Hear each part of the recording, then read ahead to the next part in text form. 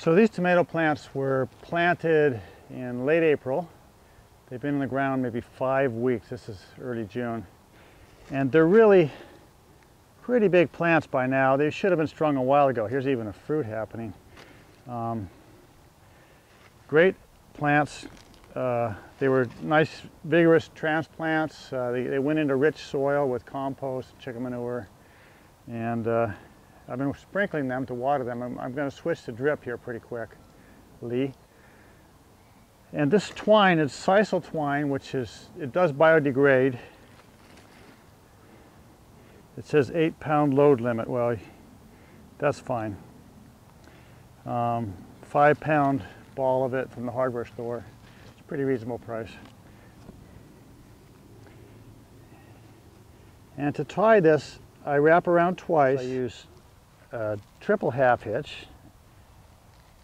You just wrap around the stake twice, and then you loop it through there, and then you loop it through in the opposite direction, and then you loop it through the opposite of that direction, like that. So there's a triple half hitch. Then I run down the row, and I'll be right back here in a minute with to tie it off.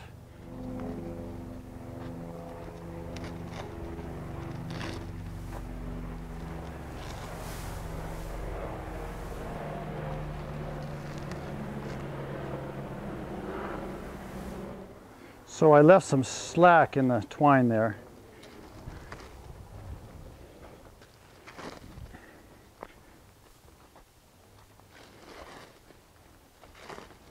And I just park the twine like that.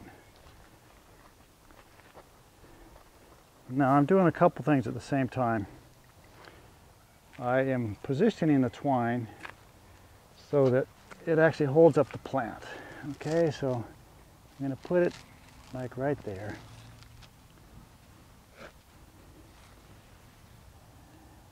I go at this height here. So now I reach up.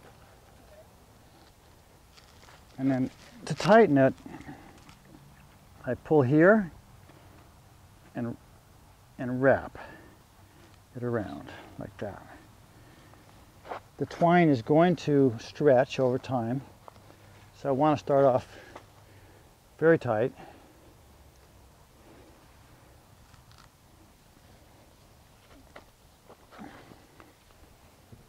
Wrap it around. Get underneath, and you'll see on the way back, you'll see how I kind of flip the vines back and forth. Tighten the string, wrap around, and on to the next one.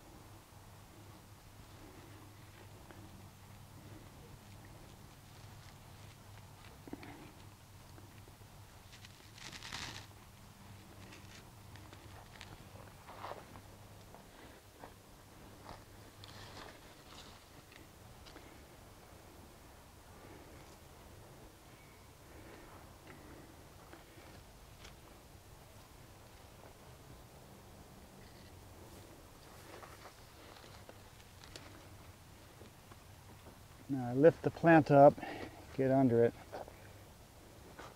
It's going to get a little even trickier here with this plant. I am actually much too late doing this, but it'll work. It will work.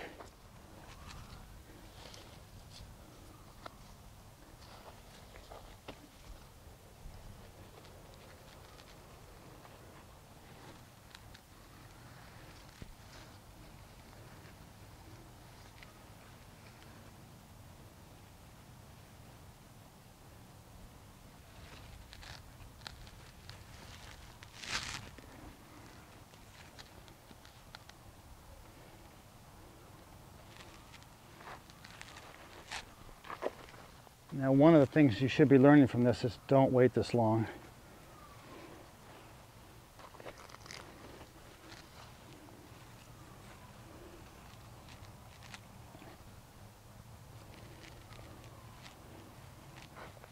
I'm going to wrap it around here twice, but I'm going to cut it first to make it easier to wrap, so I don't have to stretch over the top.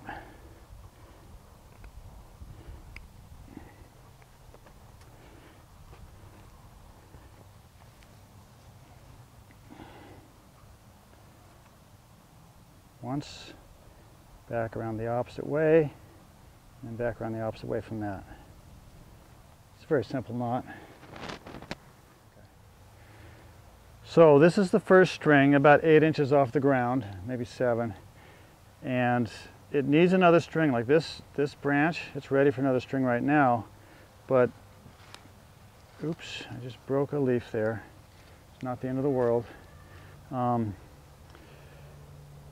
But I'm going to wait a little while, get a little more growth, and then so I'll capture these shorter ones like this.